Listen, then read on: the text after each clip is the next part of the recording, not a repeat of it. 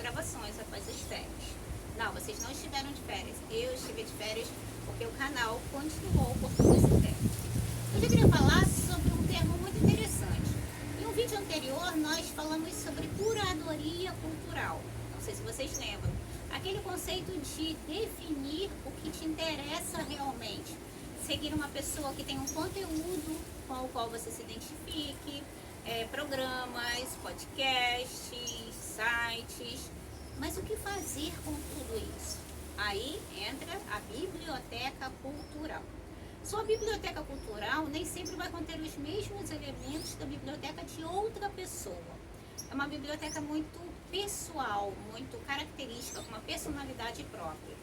Sua biblioteca cultural é formada por elementos que você vê, que você assiste, que você ouve e que considerou que poderiam ser úteis. Elementos para sua escrita futura, uma expressão ou outra que você considerou interessante, um texto que seja bacana, uma música que te interesse ou que, no caso, por exemplo, eu sou professora, no caso dos professores, possa servir de inspiração para uma aula, para um plano de aula, que possa servir para um projeto. Tudo isso nos rodeia nos dias de hoje. O que acontece, porém, é que às vezes você pega, por exemplo, um livro interessante, como Hobbit. Aí você lê aquele livro e tem um insight bacana.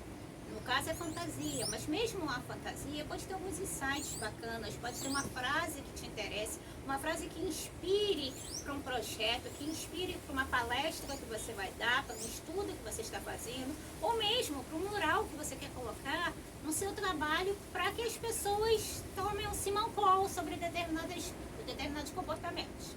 Tudo isso pode acontecer. E tudo isso pode fazer parte da sua biblioteca cultural.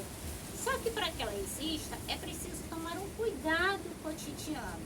Se você assiste alguma coisa na internet, tem que buscar no mínimo o link e guardar em algum lugar. Você pode guardar, por exemplo, num caderno. Aqui, por exemplo, eu tenho 3 exemplos. Tenho como um Facebook, que tudo que eu acho interessante, que eu aprendo, que eu ouço, uma expressão, uma frase, um trecho de música que eu acho bacana, eu coloco aqui. Esse aqui é o caderno de ideias, porque eu sou escritora.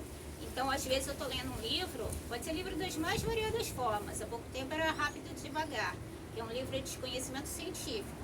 E me dá um insight, uma ideia para um enredo, uma frase, uma cena, alguma coisa que vem à cabeça. Eu anoto aqui a página em que aparece a ideia. E para que livro é? Esse aqui, por exemplo, é do manuscrito grego, que é o livro que eu estou escrevendo. Mas tenho ideias para futuros livros, porque eu não vou perder aquela referência. No caso de inglês, por exemplo, que é uma língua, né, um idioma que eu estudo, expressões idiomáticas. Eu vi uma expressão idiomática interessante num livro e gostaria de recuperá-la. Mas de repente você já está no 3º ou 4º livro e já perdeu aquela informação. Então é preciso ter essa referência. Você pode organizar em cadernos, como no meu caso eu gosto de escrever, mas você pode organizar nas suas notas no celular, no Notion, que é um aplicativo interessante para você organizar isso. Tem gente que organiza no Trello, que também é um aplicativo. Você pode organizar no Word do seu computador, no Google Drive, você pode organizar no OneNote, no que você quiser. O importante é ter a referência sobre isso. Então, por exemplo, isso aqui é uma referência física, é um mapa arqueológico da cidade onde eu moro. É uma referência física que vai para a minha biblioteca cultural, a minha biblioteca de elementos que geram criatividade, que geram interesse, que me ajudam a escrever melhor, me ajudam até a conversar melhor, expor ideias e ter ideias. Às vezes estão anotados nos cadernos, às vezes você ouve uma música, às vezes você vê um filme interessante que gostaria de reproduzir um trecho dele. Ou mesmo, hoje em dia é muito comum o streaming, você pode assistir um episódio de uma série que você adora. Aí você assiste no 3º episódio, quando está lá no 7º você tem que buscar qual é o episódio mesmo que foi interessante, qual é o episódio que te trouxe aquele insight, aquela ideia. Então registrar é fundamental. A Agnes do Instagram Estudos Literários, ela fala muito sobre isso. Para quem faz mestrado, para quem faz doutorado, para quem está fazendo uma monografia, um TCC, está fazendo alguma coisa nesse sentido, é interessante organizar essas referências. Porque você lê um artigo interessante, depois ele some, ele está na internet. Apesar de todo mundo dizer que no Google a gente acha tudo, eu já tive a experiência de procurar coisas no Google que ele não entendeu as minhas palavras-chave e simplesmente não encontrou o que eu precisava. Então, por isso, a biblioteca cultural, ela é importante para você ter as suas referências, para ter ideias e, acima de tudo, para você não perder tempo quando estiver criando.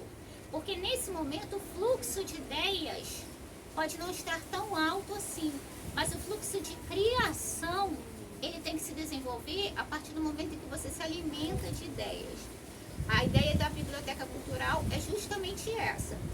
Você tem uma espécie de arquivo geral em que organiza os seus arquivos específicos, suas ideias.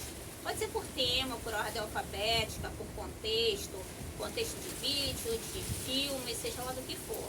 Mas acima de tudo, para que o conhecimento com o qual a gente tem acesso, essa informação, não se perca com o tempo.